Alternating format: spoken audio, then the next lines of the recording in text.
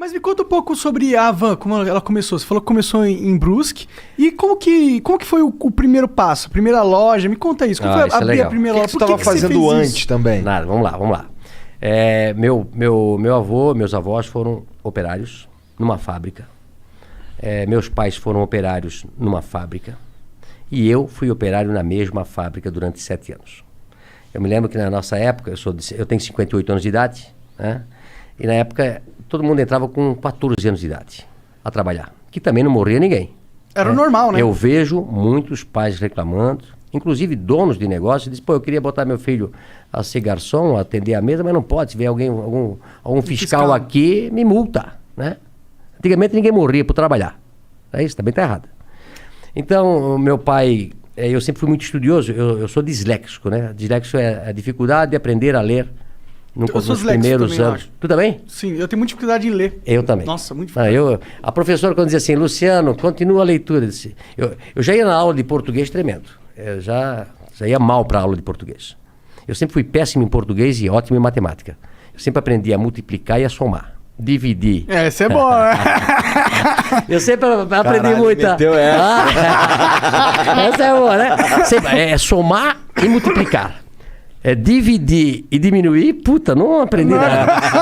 Agora, eu era péssimo em português. E não entendia, porque se eu era bom em matemática e não era burro, né? Por que quando eu ia na aula de português, aquilo me passava mal, amanhã tem aula de português. E aí a professora, eu acho que na 5ª série, 6ª série, a professora disse, Luciano, continua a leitura. Eu não ia, não. E os outros meus amiguinhos lendo atrasômetro, a burocracia.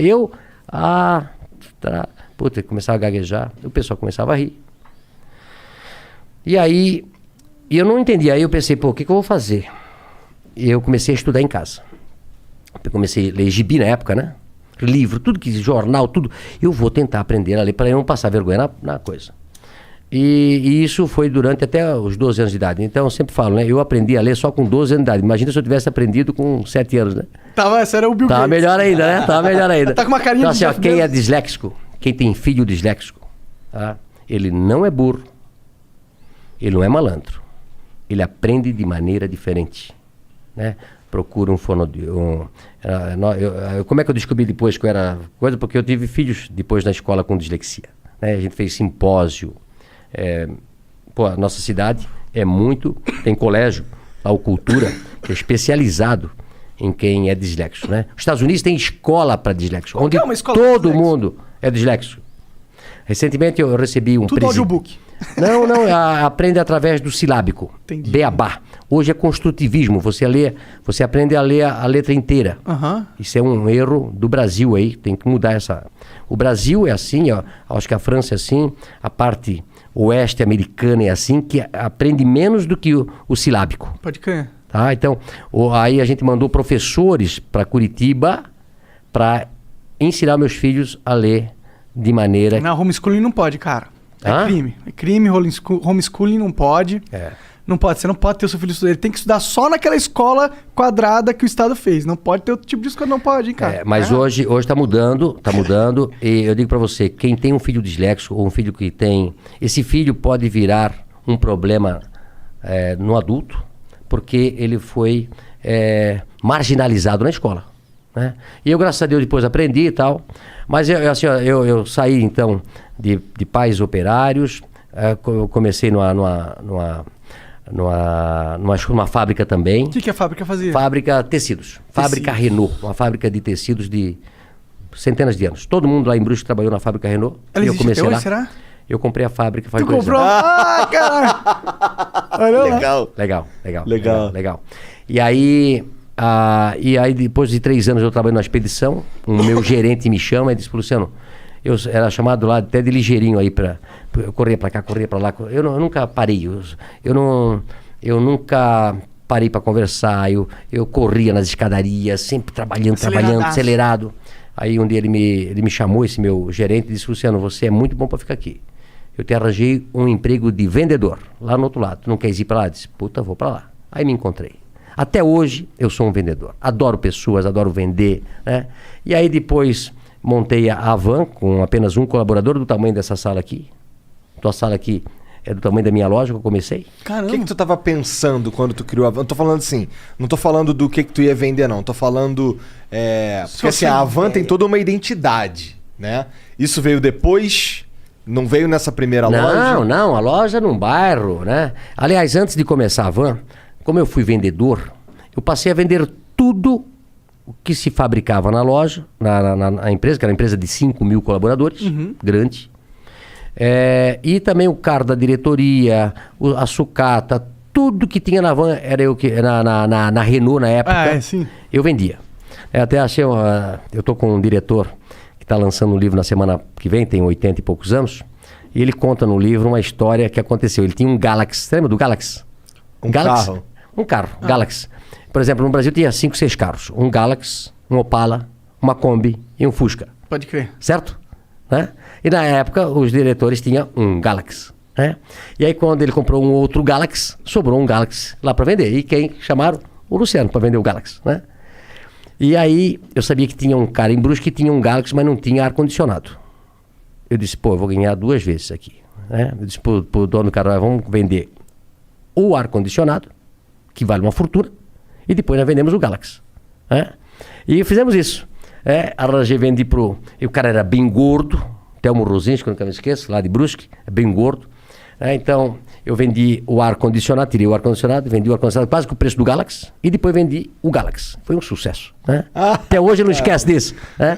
Então, assim, depois disso, eu montei primeiro uma tecelagem de toalha, em 1984, com 22 anos de idade. Da hora. 22 anos de idade.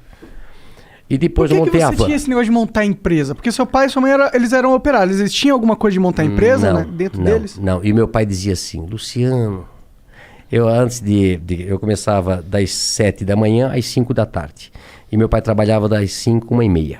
E aí, antes de eu ir para o escritório onde eu trabalhava, eu passava no lugar que meu pai trabalhava, que era um subsolo. Trabalhou 42 anos num porão. Meu pai. Caralho. 42 anos. Vitamina D faltava bastante. Pô, coitado. E aí, eu dizia, pai, agora eu vou montar uma empresa para mim. Ele disse, estás doido, Luciano? Eu tô aqui a vida toda de operário. Tu já tá naquele escritório bonito ali. Fica ali, o emprego teu é bom. Olha só, pai passou a vida toda aqui. Disse, não, pai, eu vou montar um negócio para mim. Mas da onde você tinha isso? Por que você queria montar? Você tinha eu acho que feeling... como é que vocês montaram esse negócio aqui? Eu vi os gringos fazendo. É igual, né? Conhecimento. Eu digo que o conhecimento vale mais do que um diploma. Não é isso? Total. Não é a faculdade que vai fazer. É o teu conhecimento, a tua força de vontade. E eu disse, pai, eu vou montar uma tecelaginha e vai dar certo. Aí montei uma tecelaginha, depois tirei meu pai da fábrica e botei ele a trabalhar comigo. Que da hora. Esse deve ter sido um dia da hora. Mas você já pagando salário pra ele ou ele foi com uma aposta? Claro. Assim? Não. Eu fiquei um pouquinho melhorzinho, né? Entendi. Porque no começo, eu até falo hoje sobre ser empresário, né? Eu soube que aqui vocês também, quando começaram, dá prejuízo. Não, porra. 2 anos de prejuízo. Tu começa, não tem hora pra trabalhar, não tem dia pra trabalhar, não paga hora extra pra gente, e muitas vezes dá prejuízo. E muitas vezes você quebra e perde tudo que tinha. É verdade. Então, como eu tinha 22 anos de idade, eu vou tentar. Não tinha namorado, não tinha casado ainda, nada. E a tecelagem foi muito bem. Tirei meu pai da fábrica. E aí depois, 2 anos depois, montei a van. 1986, com 24 anos. Eu e Vanderlei. A van. Hang e Vanderlei. Um sócio que eu tive durante 5 anos. Entendi. Mas o que aconteceu com a tecelagem? Ela cresceu? Não, aí a tecelagem trabalhei durante até 90 e pouco, uns 10 anos. Tendo a van junto. Junto, né? Entendeu? E depois eu vendi a tecelagem. Entendi. Quem que era esse seu sócio aí do começo? Vanderlei. Quem que... Era um supervisor de vendas que trabalhava comigo na Renault. Entendi. Aí ficamos 5 anos juntos, separamos, ele tem a empresa dele hoje e a van continuou. Pode crer, ele meio que comprou tua parte, é isso? Não, não, na realidade a gente dividiu, ele fez a Vantex e eu continuei com a Van. Pode crer. O que faz a Vantex? A Vantex vende tecido ainda hoje. Entendi. Pode crer. E aí, como que foi essa primeira loja? Imagino que deve ser legal pra você ter um negócio físico, receber clientes. É diferente da tecelagem que você fazia antes, que é negócio pra empresas, né? A tecelagem você vende pra alguém vender, né? Isso. E também é engraçado o seguinte, olha só. Eu comecei a tecelagem fazendo tecido para roupa de cama. E aí um dia eu fui vender a roupa de cama para um atacadista.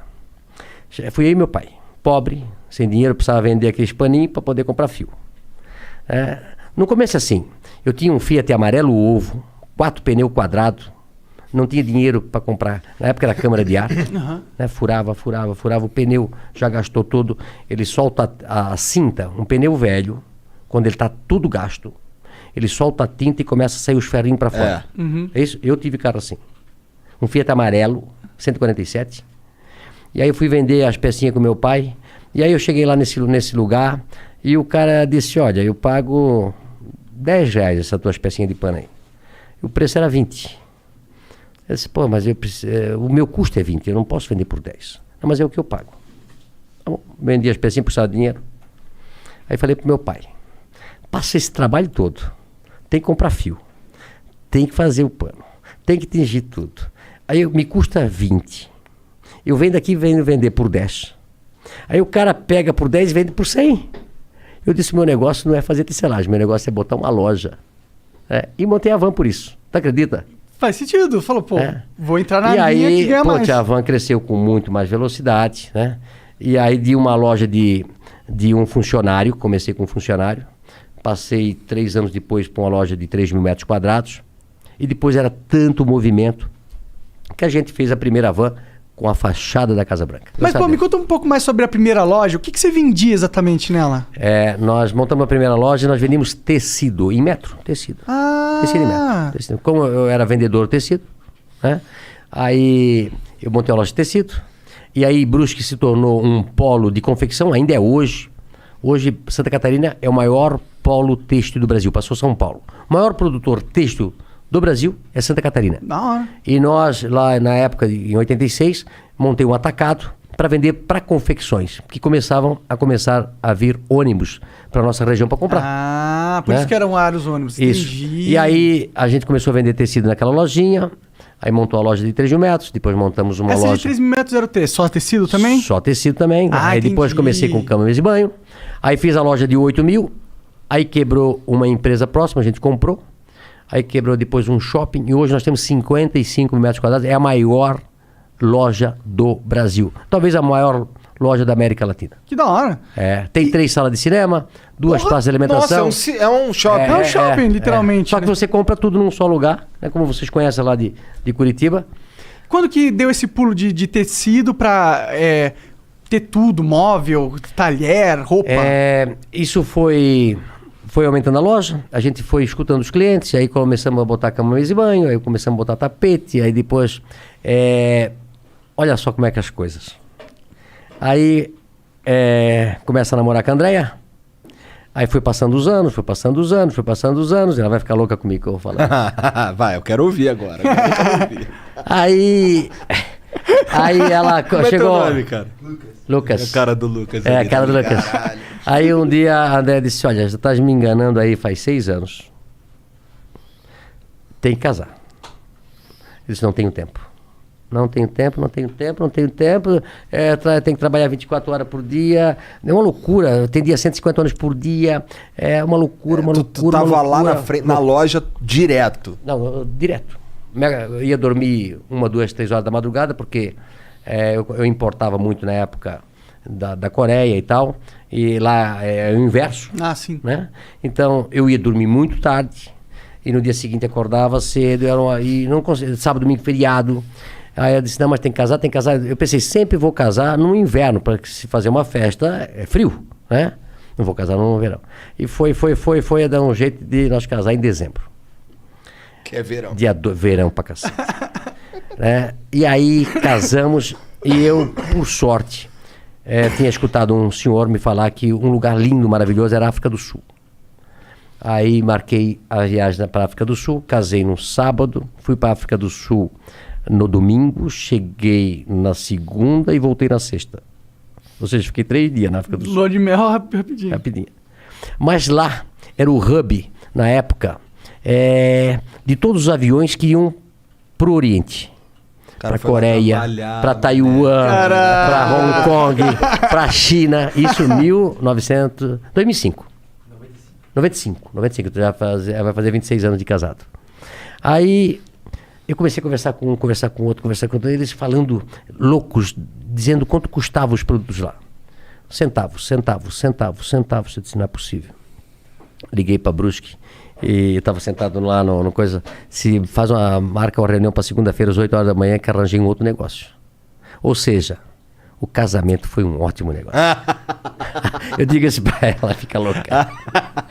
Que bom, Até na hora de casar eu arranjei um negócio. Isso daí foi quando... Esse negócio era conversando com os caras lá. Porque eles tinham os com as pessoas que... lá. Os aviões chegavam do mundo, paravam na África do Sul, fazia o transbordo, ficava esperando outro avião e iam pra lá. Aí eu disse, eu cheguei e avisei pro pessoal, já disse, olha, prepara uma reunião, segunda-feira, eu vou fazer uma loja de importados. Avan, o Paraguai é aqui. Né? Isso era dezembro. Dezembro eu fui pro Paraguai, via mais ou menos o que eles vendiam lá.